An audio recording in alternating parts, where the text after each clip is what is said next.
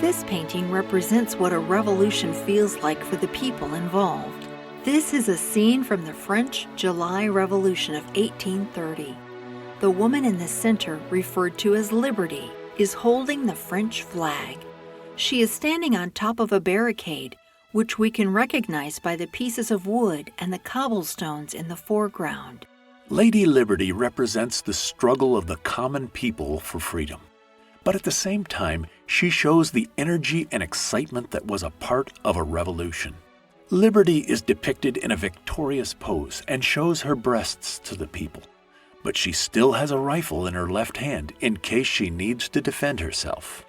And the people surrounding her represent the French society. On her right is a child brandishing a pair of guns. At her feet is a day laborer from the countryside wearing a blue jacket. The man to Liberty's left, with the black jacket and top hat, represents the middle class, and the man in white on the left is a factory worker.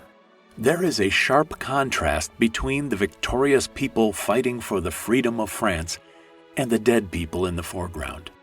On the bottom right, you can see a dead soldier and a guardsman. After completion, this painting quickly became a symbol for the revolution, as many people could easily sympathize with the freedom fighters shown. And Lady Liberty in this painting has continued to inspire millions of people over time. In fact, the Statue of Liberty in New York has been directly inspired by this painting.